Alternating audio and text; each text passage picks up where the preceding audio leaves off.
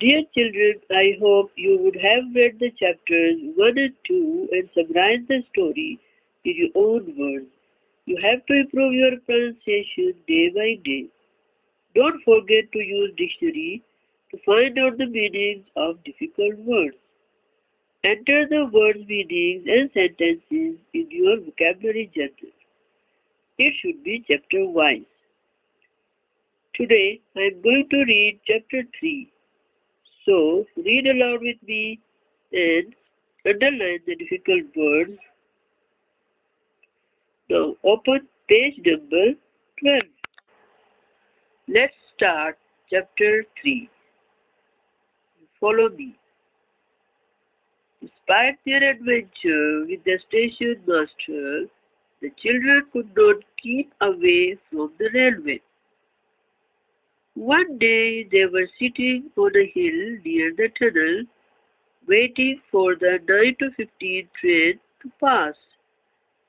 Then, suddenly, they heard a loud noise and saw the train. It looked like a large, loud monster. Let us call this train the Green Dragon, said Peter. It is loud and long, just like a dragon. The Green Dragon is going where Father is, said Phyllis.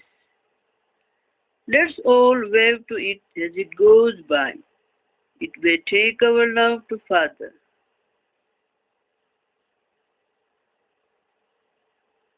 The three children stood up and waved their handkerchiefs to the train. Suddenly, a hand waved back. It was the hand of an old gentleman. From that day on, the children waved to the 9 to 15 train, and the old gentleman always waved back at them. On their way back, they saw the station master. Good morning, children, he said. Here is an orange for each of you. He gave the children the oranges and kept walking. Well, that is strange, Peter said. Perhaps he does not remember us from the other day.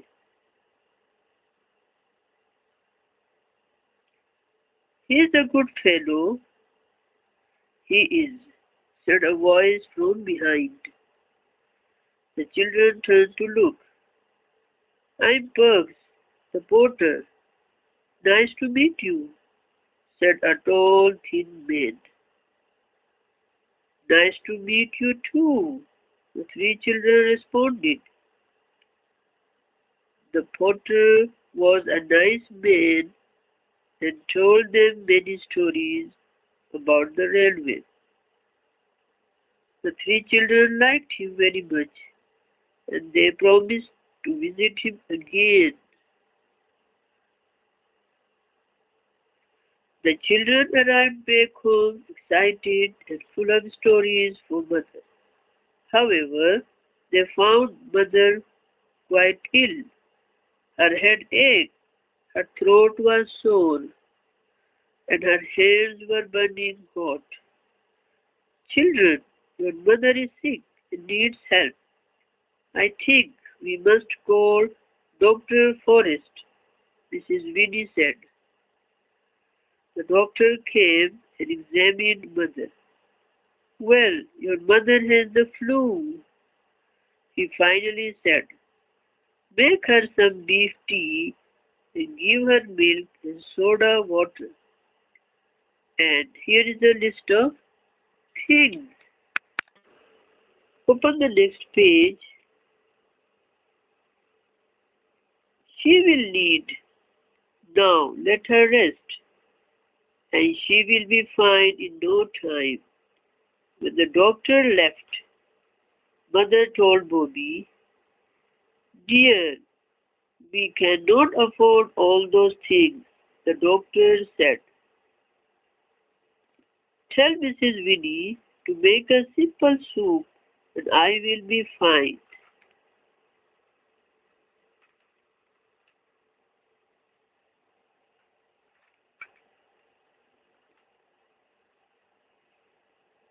Bobby was quite upset by this, but she had an idea. She decided to write to the old gentleman from the 9 to 15 train, asking for his help. The next morning, Bobby and Peter waited for the green dragon to pass. When they saw the train, they held up a sign that said, "Look out at the station."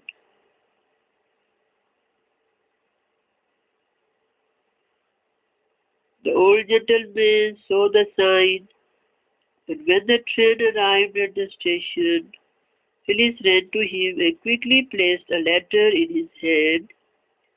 This is what the letter said. "Dear Mister, we do not know your name. Mother is ill, and we need these things at the end of the letter, but we have no money. Father is away, and we do not know anybody here, only you. So please help us. Father will pay you when he comes back, or Peter will pay you when he is older. We promise. Roberta, Phyllis, Peter." In the evening, there was a knock on the door. It was Pugs the porter. "Hello, children. This package is for you," he said, and left the package on the table. "Oh, look," Bobby said as she opened the package. "Everything we asked for is here, and even more. We must thank the old gentleman." Few days later, when the old gentleman looked out of the train, he saw the children holding a big sign that said, "She is almost well, thank you." He smiled and waved his handkerchief out of the window. Okay, children, you have to listen to the CD again to understand the story. Take care and Allah Hafiz.